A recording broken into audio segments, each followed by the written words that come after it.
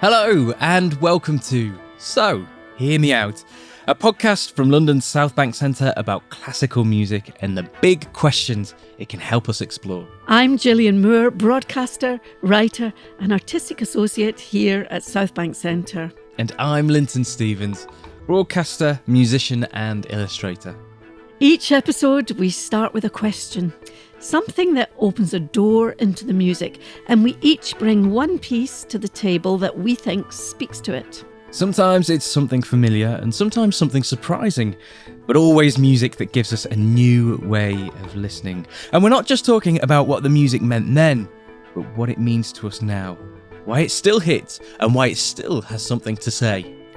And today's question might sound a little rebellious. Is classical music just one big remix? Linton, we often think of classical music as being about, the lone genius coming up with an idea out of nowhere. But so often composers are channeling or reworking or remixing or paying homage to the music that's around them, whether it's conscious or unconscious. Yeah, we're living in a time where sampling, quoting and flat out copying are everywhere, from Taylor Swift lawsuits to TikTok mashups. Modern music is full of echoes, but is it really so new? So I'll be bringing a piece that's chaotic, at least on the surface, theatrical and full of surprises. It throws everything into the mix. There's snatches of Ravel, of Strauss, of Bach. There's slogans from student protests and a great big chunk of Mahler.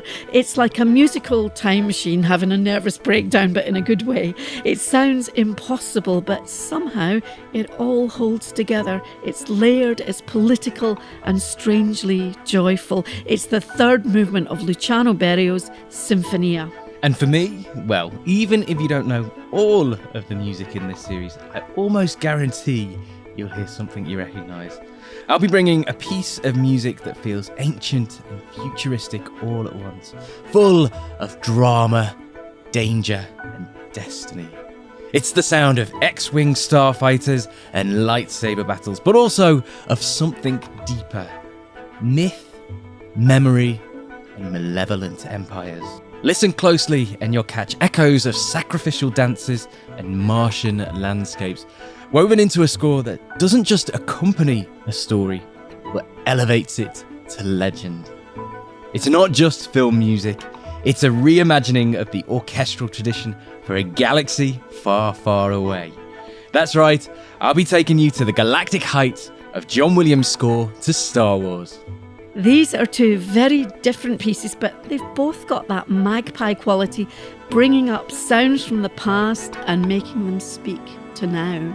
So, whether you're into classical music or cinema, or just wondering why Darth Vader's theme sounds so sinister, join us as we delve into some great music together.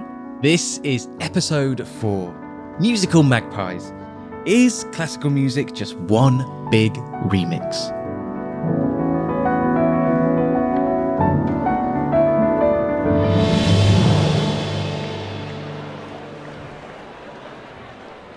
Hey Gillian, do you remember the first time that a song that you loved from your childhood was remixed and re-released?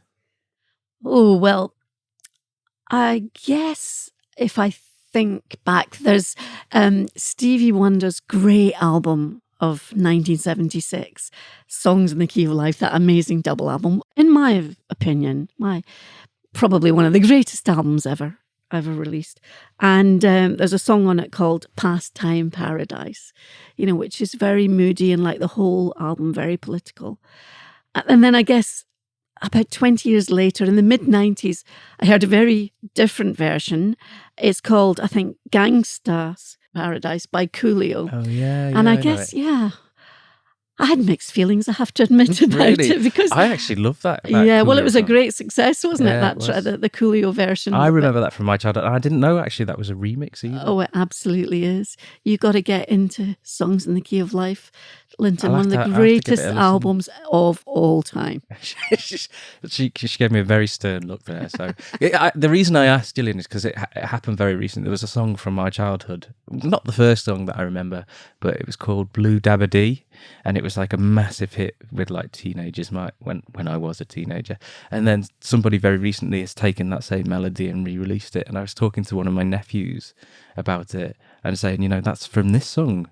And he was really surprised to hear that melody in a completely different song. He really didn't like the older song, but he loves the new song. So I guess remixes just give old music new life, and you know the kids love it, and that's fine, isn't it? They do. I mean, it makes me think of the whole Brat Summer, which I know is 2024. So it's 2024. It's over now, but like that whole album was completely remixed as well, and people went mad for it, didn't they? They did indeed.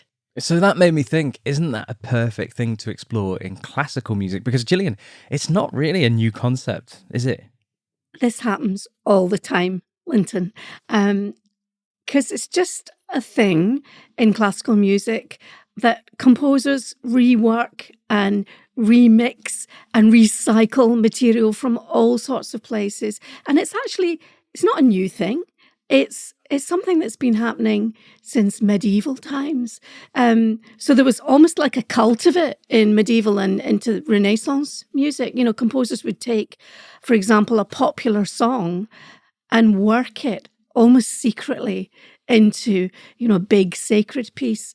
So a really well-known example of that, there was a popular song called L'Homme Armé, which was, you know, the French for the armed man. But then composers would take that song and just insert it as the kind of basis for a big sacred mass composition. So it's almost this kind of profane thing in the middle. And that idea of recycling, reworking has gone right through the history of classical music. Well, it makes me think of, for example, like Max Richter's recomposed the Vivaldi Four Seasons, you know, and you talked about when it's kind of really cleverly woven in very subtly into the fabric of a piece. But what about when it's a bit more obvious? And what about when it's like right in front of your face? And I thought that'd be a really good subject to just dig into in this episode. Yeah, well, I think about things that are right in your face. I think about, for example, some composers in the 80s. Michael Nyman, who wrote that amazing film score for the Draftsman's Contract, the Peter Greenaway film.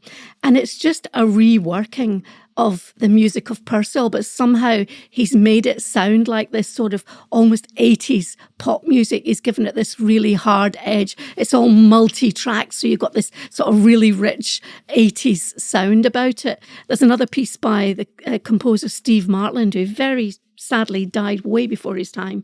He reworked a piece of music by Marat Marais, and that's the music that was used for a really famous French film at that time, Tous les matins du monde. And again, he almost gives a kind of dance floor vibe on his own ensemble. Or Erlyn Wallen, for example, who's now become the master of the King's music. And she's reworked Purcell as well. Yeah, that is a brilliant piece, her reworking of, it's from Dido and Aeneas, isn't it? Yeah, Dido's Lament, When I'm Laid in Earth. And one of the most beautiful pieces in classical music, by the way. But, you know, that's a glorious thing where you just hear a mist of music at first, and then gradually out of it, you realise you can hear this Purcell tune, and then by the end it's sort of come out of the music and it's fully present. It's a really interesting concept to think, and the reason I asked you that, in fact I'll get to the reason why I've asked you that, but I know you've picked a particularly brilliant piece to explore this subject, haven't you? Yeah, well, I'm taking us back to the year 1968, which was a very turbulent year in history. And it's a piece of music which somehow expresses all the kind of excitement and fear and confusion of being alive and being young at that time. Big subject to dig into, isn't it? Yeah, exactly. Well, that was the year. I mean, I was a child at the time then. I remember that year particularly because these momentous events happened. It was the year when Martin Luther King was assassinated, and then very shortly afterwards, Bobby Kennedy. It was the year when there were students on the streets, big demonstrations in Paris. So a significant year. Absolutely. It was in the history of the world, actually. It was the year when the Russian tanks rolled into Prague to quash the Prague Spring. I mean, it was absolutely hugely significant events. And there was also a huge resistance to that, and that came out in works of art. So I'm going to focus on a piece of music by Luciano Berio, Italian avant-garde composer. And he grew up in a family, a dynasty really of musicians. So like his dad coached singers, and his grandfather had been the sort of local organist. And he grew up with really the history of music around him in his home. He was always hearing opera, he was always hearing song, and, you know, he just loved music. And the reason I mention that is that sets him apart from that generation that he was part of post-war avant-garde composers, because, you know, they'd gone through the trauma of the war. They were all about wiping the slate clean. Yeah, there was a real reaction to traditional compositional methods, wasn't there, at that time, post-war? For Boulez and Stockhausen, they didn't want anything to do with the past because that was tainted. Classical music had been misused by the Nazis. You know, it had been played by the commandants of the concentration camps after they'd done their terrible deeds, and you know, it was played on the radio as propaganda. Interestingly, though, that the direction that this new style took was a more atonal direction, a more a more unstable harmonically direction, and a more dissonant on the ears sound. Absolutely, because they wanted to challenge and, you know, take away any idea of the kind of hierarchical, as they saw it, nature of classical music from the past. But Berio was a bit different. He did all those things. He did write some very out there music, but he always had a foot in the music of the past. He always had a sense of tradition. So he reworked lots of music. He reworked Schubert and Boccherini and Monteverdi. He set wonderful settings of folk songs in the most kind of beautiful and thought-provoking way. And I guess he was also about the human voice, because he was an Italian, for goodness sake, and, you know, he loved song. And I think that's something that's very present in Italian. There's an actual genre all of its own of Italian song, isn't there? Yeah, exactly. And opera. He completed Puccini's Turandot. That was, you know, Puccini that was his last opera, and he never got to complete it. So Berio made a completion of that. So the human voice and song. Oh, he also set Beatles songs. He made arrangements. Really? I didn't know that. Yeah, he made arrangements of Beatles songs. I mean, he was born in 1925. And, you know, during the 1960s, he was very much of that age where he was part of the scene. He was friends with Paul McCartney. He had this really, really cool 1960s look, you know, with the big, thick-brimmed black glasses and the sort of slick, dark hair. We forget, don't we, that composers moved in those same circles as some of the most, you know, recognisable pop names today, like the Beatles and, you know, Bowie. And they all kind of moved in this big sphere of new art, didn't they? So the Beatles and some other rock groups were on the edge of experimentalism at that time. Especially before they became much more mainstream as well, you know. Exactly. And they were using electronic techniques, which they were taking from the avant-garde. And Paul McCartney's gone on record as saying that he particularly admired the music of Luciano Berio. So that's the kind of context for this piece, the Sinfonia. And what Berio says about this is that he's taken the idea of symphony in its literal meaning of things sounding together, coming from the Greek, sounding together. And my goodness, that's what happens in this piece. An awful lot of things sound together. So true to our theme, this piece reworks or remixes one piece from the past. For the third movement of his Sinfonia, Berio takes one piece of music, which is the scherzo, the third movement of Gustav Mahler's Second Symphony.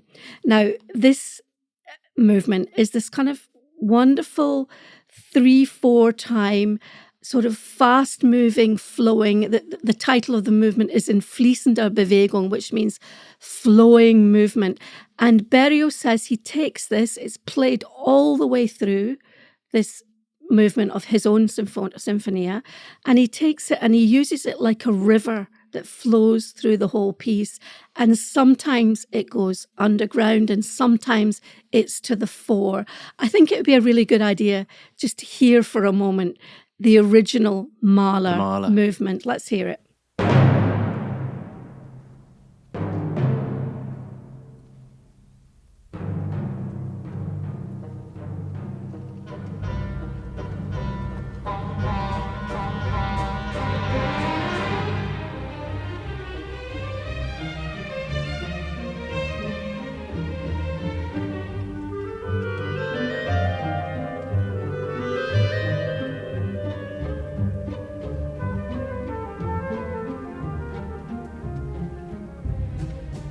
I love Mahler. He's such a genius of like painting a picture with the orchestral textures, isn't he?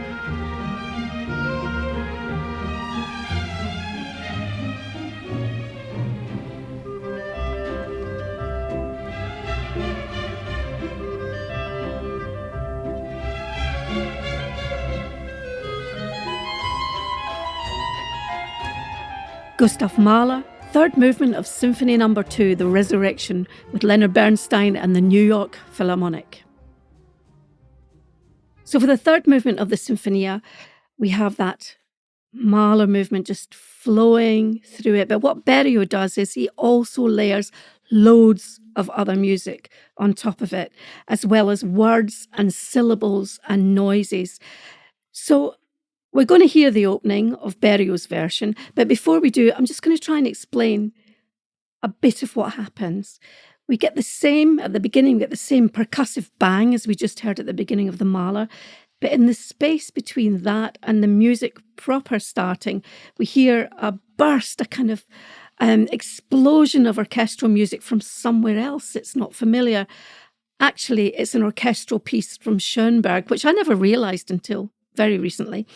And at the same time as that, we hear the close mic'd voices it was originally the famous Swingle singers, which is a very 60s sound, who are kind of just saying sol-fa syllables, you know, do, re, mi, fa, sol, la, ti, do.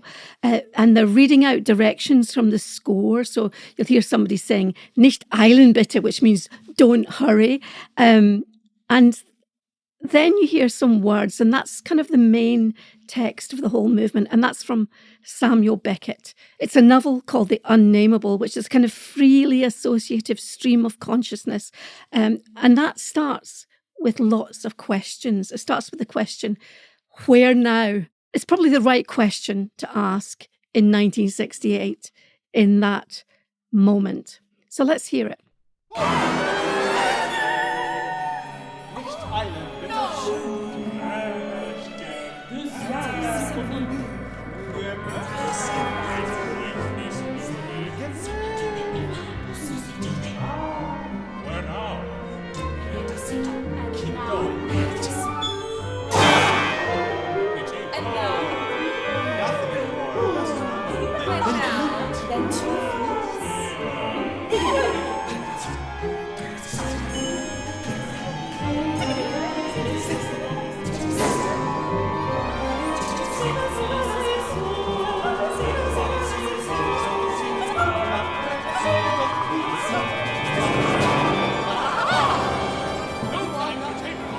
Luciano Berio, Sinfonia, Movement 3, in ruhig fließender Bewegung, in calm, flowing movement.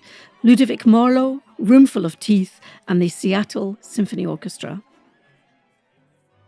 It's so interesting because you can definitely hear that Mahler there, sitting as a bed underneath everything else. But already in that short amount of time, you've got so many other references. And what surprises me is how cohesive they all are. Yeah, there's a moment which I really think is kind of rather wonderful, because the Mahler piece itself, Mahler said that you could imagine this as a kind of, you know, it's a 3/4 dance, it's a kind of waltz, and you maybe imagine looking at a waltz happening, people waltzing around a room, but the music's not there, it's in silence, it's all very strange. But then you hear layered on top of that in the Berio waltzes by Richard Strauss and Maurice Ravel, as if they're kind of trying to overwhelm this kind of gentle Mahler waltz rhythm. Let's hear the next extract.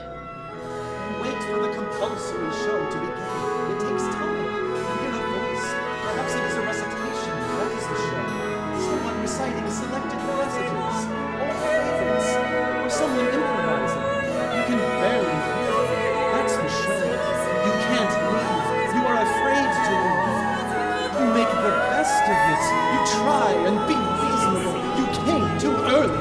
We need practice. It's over. He's only breaking. It hasn't begun. The You load will is end. You'll begin. Oh, there's La Valse. To the end of them. You try and be reasonable. Perhaps it is not. Or perhaps Which in itself was a bit of a yeah, it was, well, Ravel said it wasn't ever, but people presume that was a take on the war, wasn't it? Post-World War One. Never noticed you were waiting alone. That's the show. It's that kind of references, that's back to what we were talking about before with the waltzes, wasn't it? Those quotes from the Ravel and Strauss waltzes at the end. Ravel and Strauss are looking at the waltz in those pieces as a bit of a kind of decadent past. You know, it's a sort of world that's gone by. They're kind of monstrous in a way. And I think that's probably why they were thrown into this mix by Berio. Again, so seamless though. Yeah. It's like a perfectly sewn patchwork quilt here. Well, I think it's also done really lovingly. You know, the collage is a very kind of 60s idea, very arty 60s idea. But this is, for me, this is like a loving history of classical music, all the music he loves, sort of thrown into this river, this mix of this symphony. I love the way this movement ends. It ends with kind of reflection and tenderness and a mixture of fear and resignation and hope as the Mahler scherzo kind of winds down and the speaker introduces the singers one by one. He tells us it's over and it's like he's finally turning up the lights and we're all looking at each other and reminding each other what's just happened. Going on. Call that going. Call that on. But wait. He is barely moving now. Almost still. Should I make my introductions? We have Estelle Gomez, first soprano, Martha Coogan, second soprano, Caroline Shaw, first alto, Virginia Warfield, second alto, Eric Dudley, first tenor, Avery Griffin, second tenor, Deshaun Burley, first bass, and Caroline Beecham, second bass. But now it's done. It's over. We've had our chance. There was even for a second hope of resurrection, or almost. Mein junges Leben hat ein End. We must collect our thoughts, for the unexpected is always upon us, in our rooms, in the street, at the door, on a stage.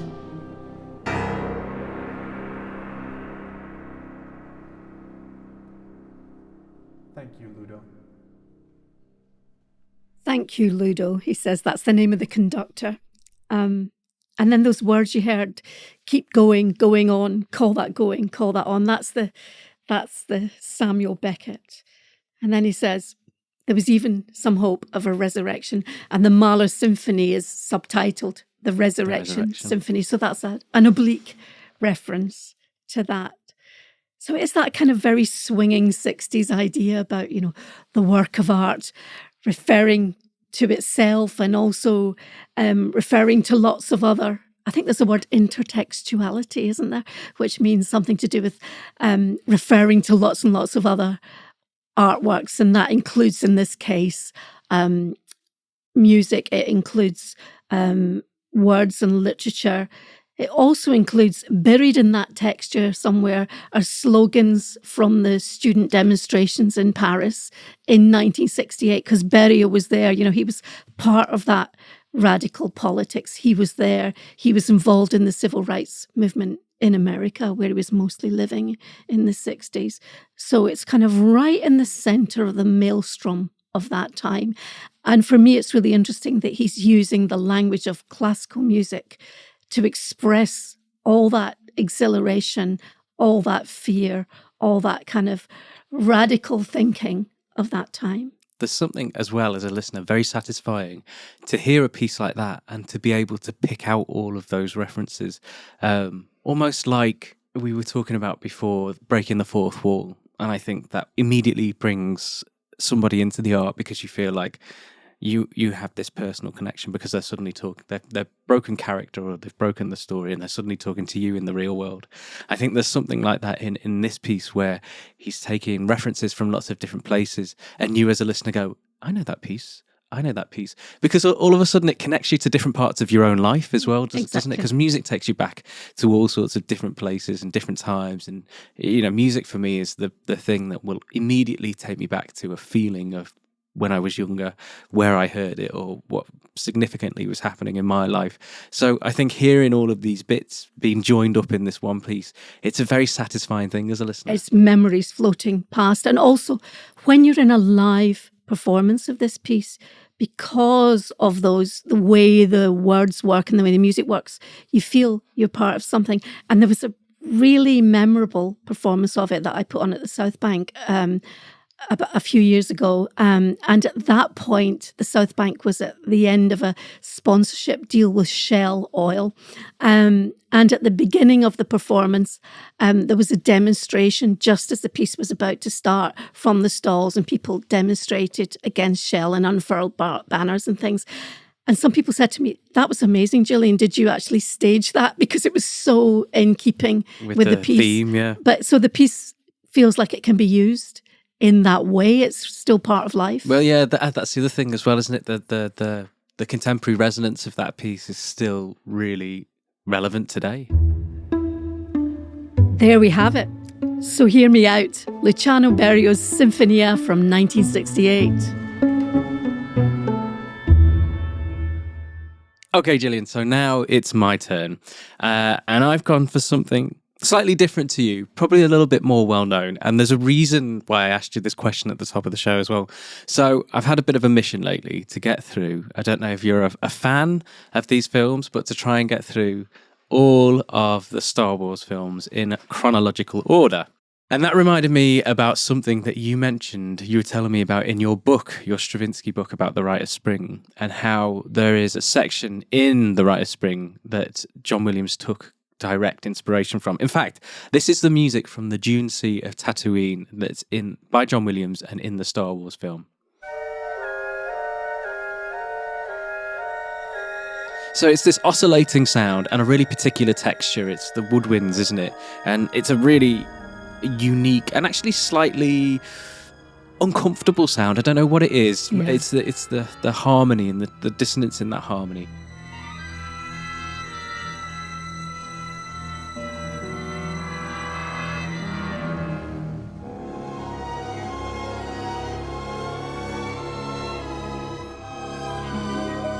Star Wars, the Dune Sea of Tatooine.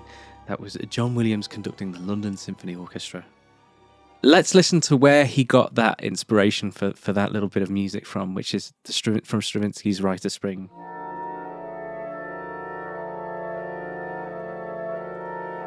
So it's a really similar sound world. It's slightly different tempo, a little bit slower, but I mean... Well, it depends on the performance of the Rite of Spring, because some people take it at roughly the same tempo, but it's so unmistakable. Similar. Oh my goodness. Unmistakable. Yeah.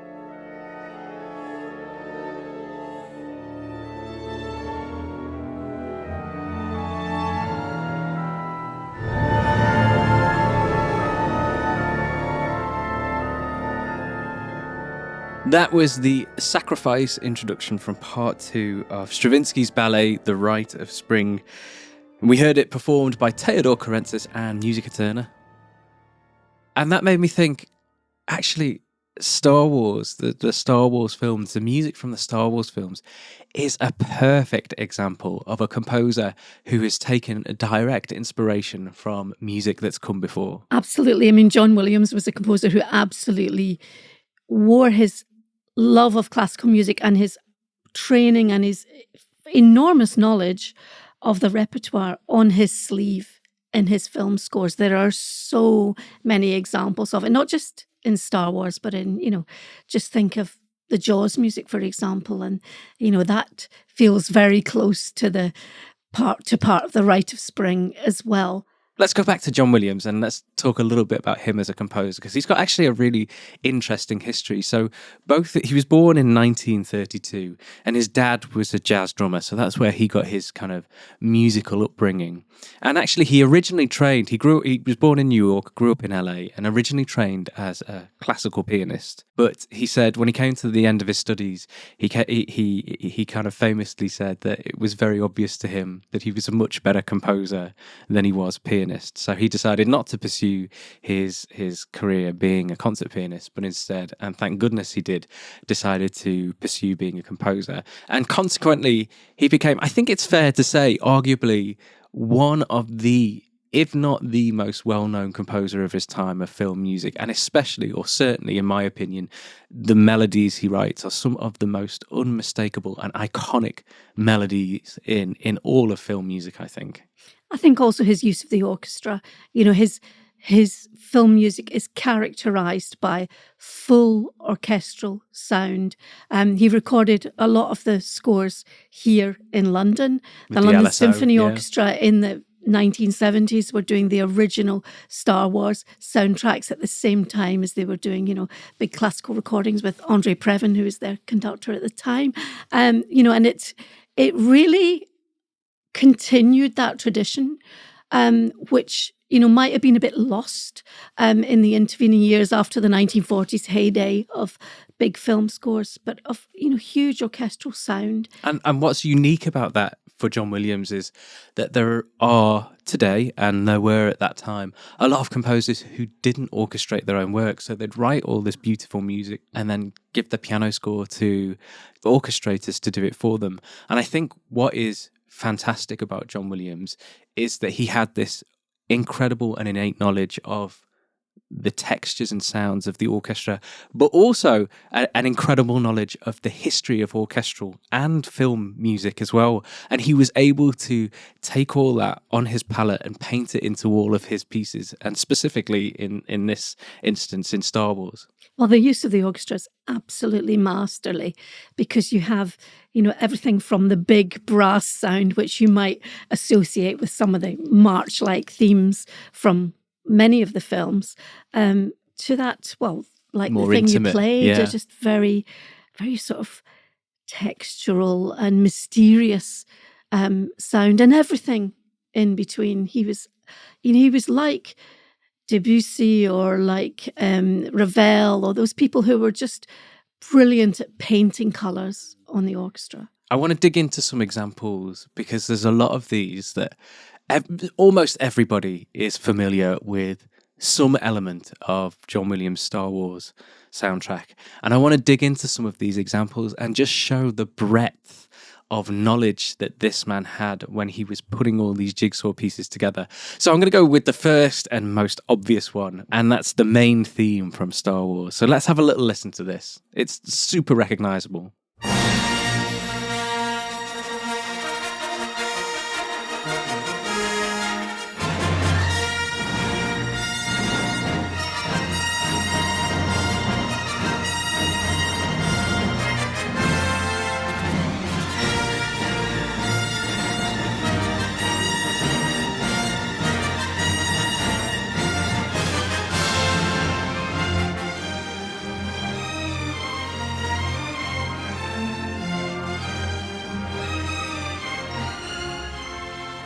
Okay, so Gillian, you must recognise that theme. I do recognise that very much. Have you heard it anywhere before?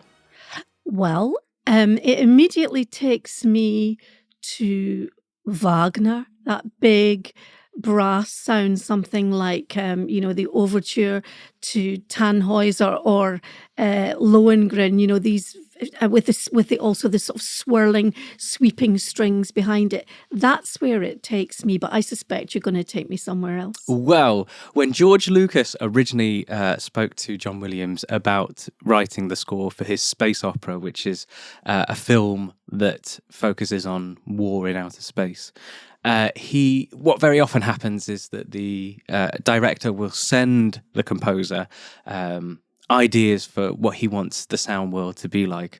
And in fact, one of the pieces that he sent him was by a man called Korngold, a very famous composer in his own right, but actually did quite a lot of film music from the 30s and 40s. And that was the sound world that George Lucas wanted to emulate, all the films that he grew up with. And in particular, one film called King's Row. Have a listen to this.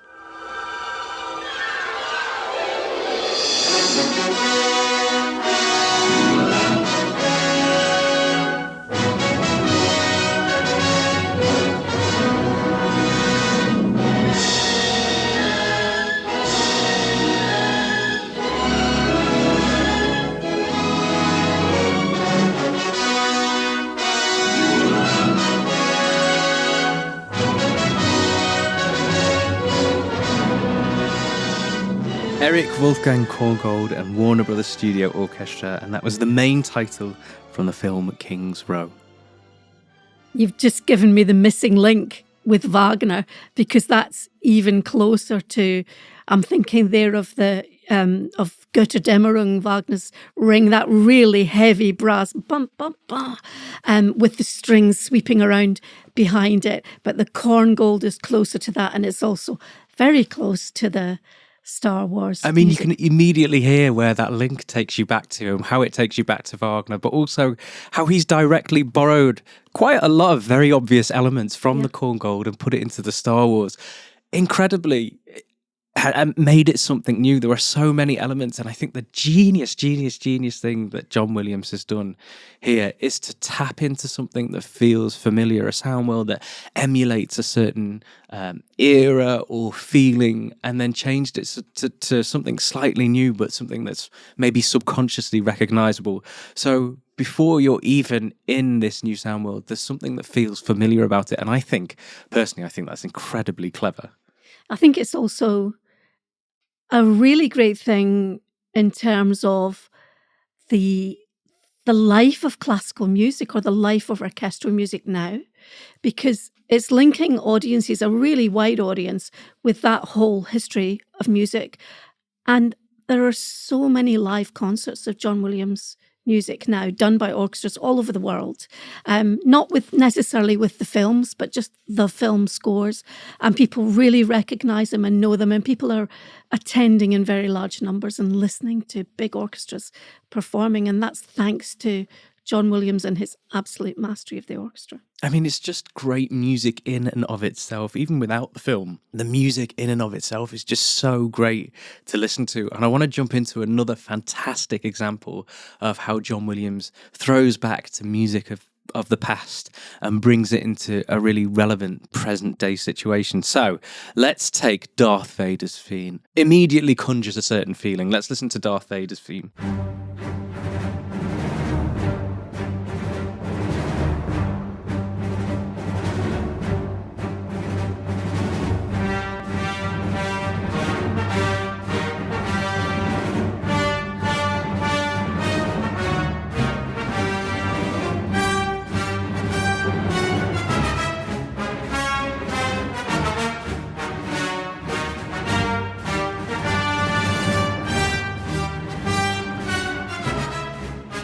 From Star Wars, that was the Imperial March, John Williams and the London Symphony Orchestra. So before we get anything, we get this feeling of a march with your snare drum and your very strict 4-time bum bum ba-da-da-dum ba-da-da-da-da-da-da. And then you've got notes that get closer and closer together. Tun tun ta-ta-ta-tun ta-ta-ta-ta-ta-ta-ta-dum. It's a militaristic rhythm, and it makes you feel threat. Yeah. It certainly makes you feel threat, because it's inexorable and it's getting, as you say, closer. And then you get this quite sinister fanfare from the brass, but it's not a happy fanfare like you'd usually think about something regal. It's foreboding and scary. Well, the melody is sort of squeezed in that sort of slightly twisted scale way that makes it sound threatening. It's not a nice open fanfare major chord, which fanfares are usually based on. And it jumps around a lot as well, doesn't it? Yum bum bum bum ba bum bum ba bum. So it's quite twisty. It doesn't sit in a really comfortable range. It's jumping around a lot, which again emotes this kind of this feeling of foreboding. Let's have a listen to another piece that uses a lot of these same elements.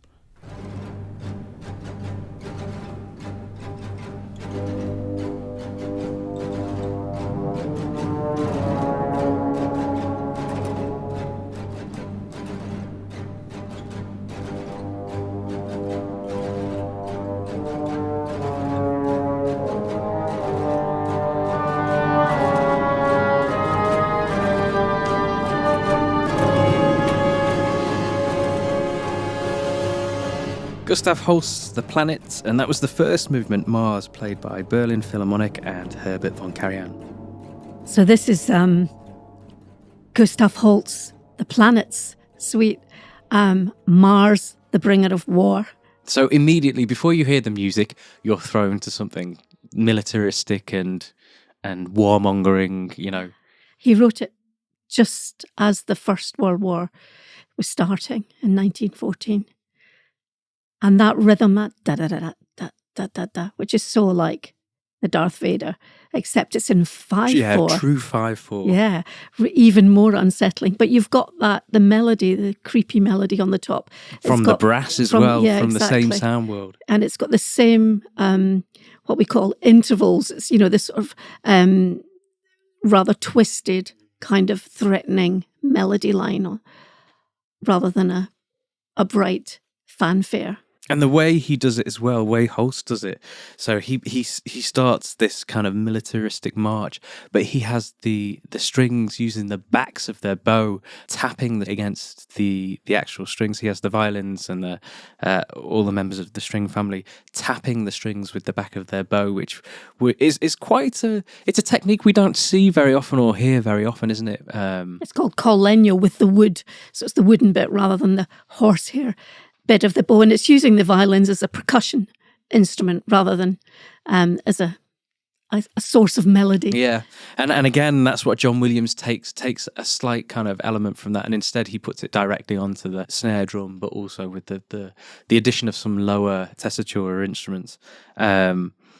He's saying, okay, what is it that makes the Holst so effective? What is it? What are the elements of this piece of classical music that give me this feeling? Well, it's the military theme, and it's the fact that it marches forward and it feels relentless, and then you get this low, sinister low brass sound. And he says, I'm going to take those elements and I'm going to do it like this. I want to give you one more example where he pulls, it's one of the newer films, but where he pulls inspiration from within the classical sphere. So this is Carl Orff's Carmina Burana, and this is from the movement O Fortuna.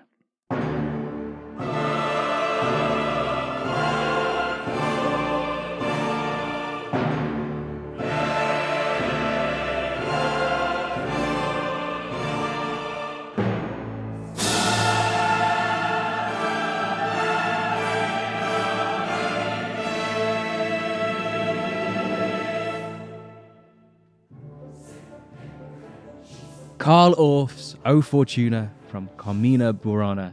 The London Symphony Chorus and London Symphony Orchestra were conducted by Richard Hickox. So what have we got here? We've got this demonstrative opening full of voices, really declamatory. It's like a burst, it's like a sunburst of sound, that O Fortuna. I almost want to say it's angelic, but I think what I mean is it's otherworldly. This big sound of voices together. It feels quite overwhelming, I think, to hear that. And then suddenly that all disappears and you just get this bum, bum, bum, bum, bum, bum, bum, bum, with really articulated words over the top. Let's have a listen to how John Williams treats all of these elements in his score for Duel of the Fates.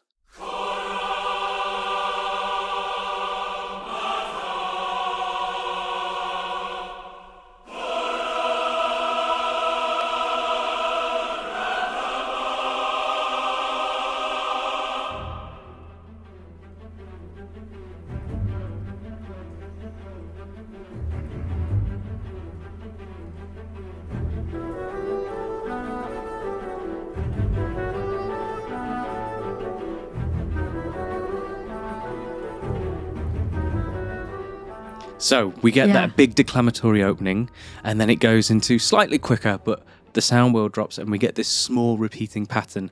Whereas before we had the bassoon line in the Carmina Burana, this time we get bum bum ba-da-dum from the lower strings. And then if we jump ahead a little bit later in that same piece,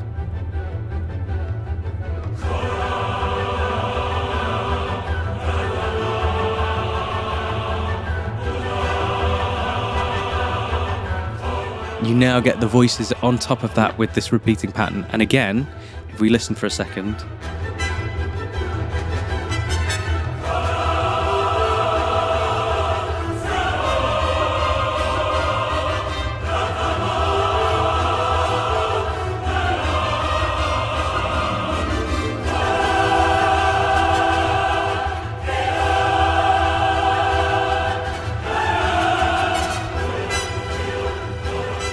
we get these short bursts of words really articulated. This is absolutely Carmina Burana. I don't know this bit. I don't know the score. This is one of the. You'll have to join me in my Star Wars binge so I can show you all these bits as well.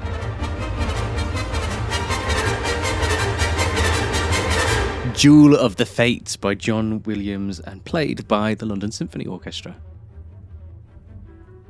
I've got a confession to make to you. Go on. Linton, I've never seen Star Wars. What? I've never seen any None Star of them? Wars. No, I am one of those people. Oh my goodness But me. Gillian. I do make it my business to know most of the music.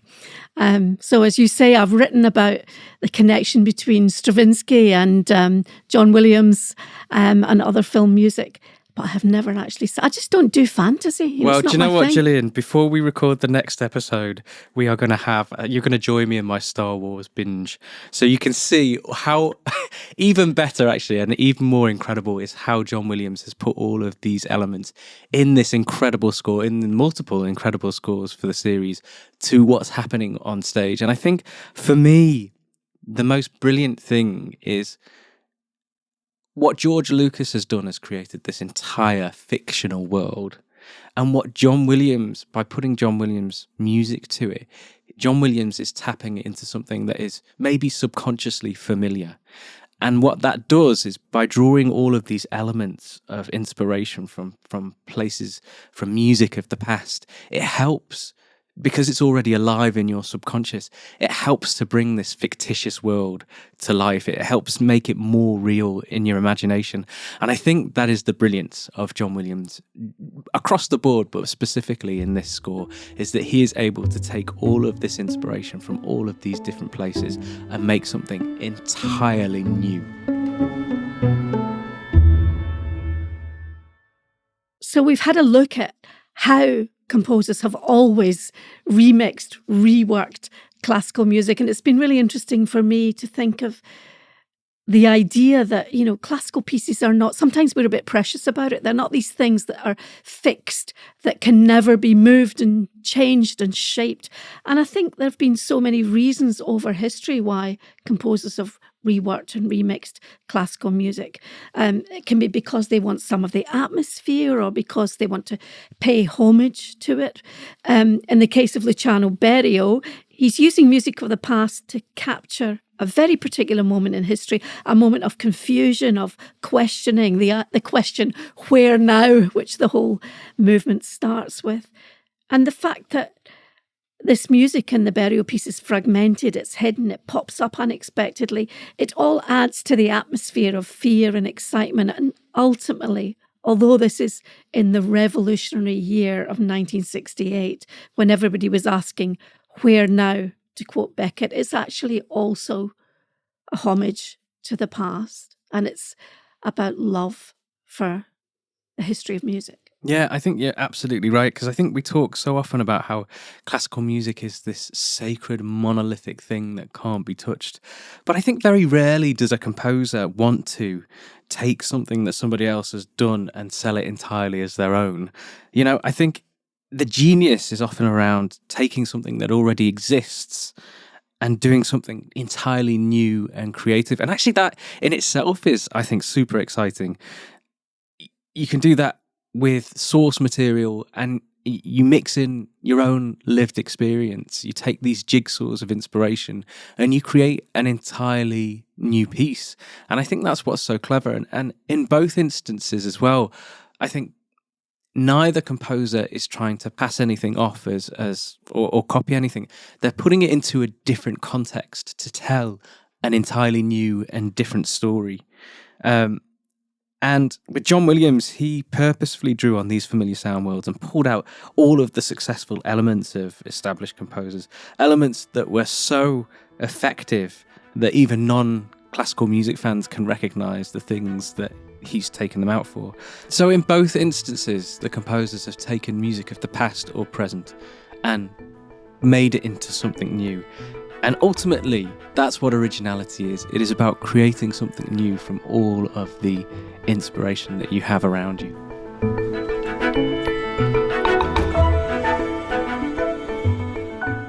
So, Hear Me Out is brought to you by the wonderful people at the Southbank Centre. And produced by the brilliant team at Reduced Listening.